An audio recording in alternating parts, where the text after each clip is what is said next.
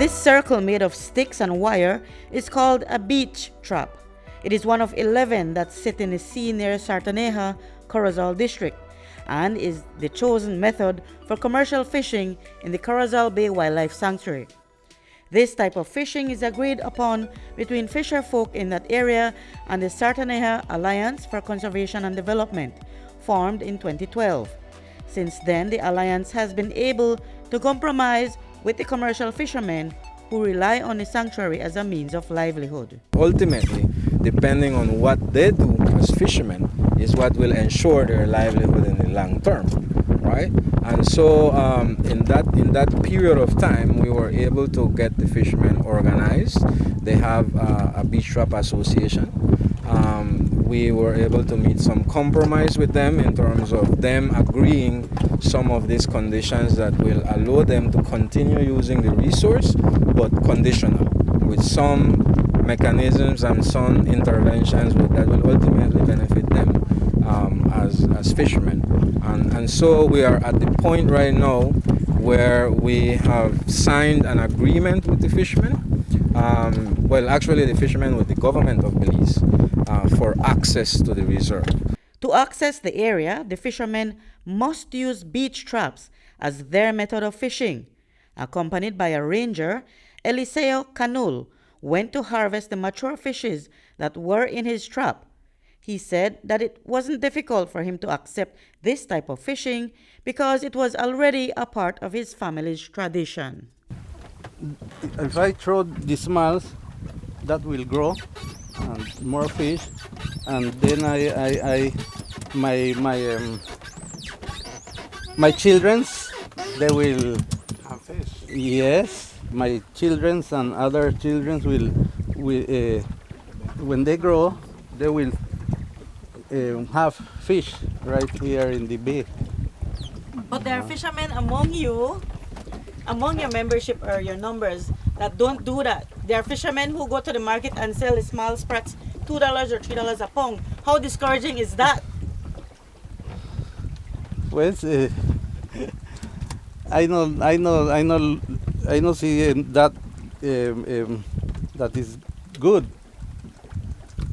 In my I will not do that because I want to sell pretty fish, big fish.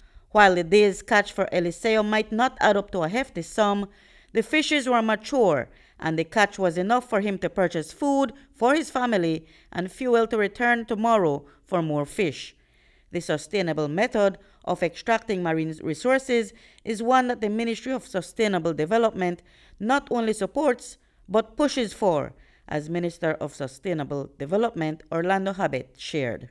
Government can't do it. We'll be doing the policies and passing the legislation, but we depend largely on the population, the people, to have the education, to have the knowledge and appreciate especially what we have so that they can also help in the conservation.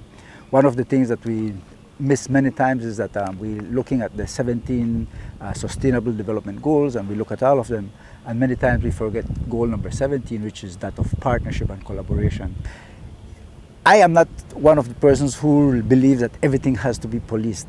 Many times when you pass laws and it's being policed and people are behind you, that's when you have sort of retaliation from the people and they don't do what they're supposed to do because you're pressuring them. But once they know that they will do it because they understand the why, and that is why the education information is so important. Because there are fishermen who engage in illegal fishing, the effort has to be more than educational.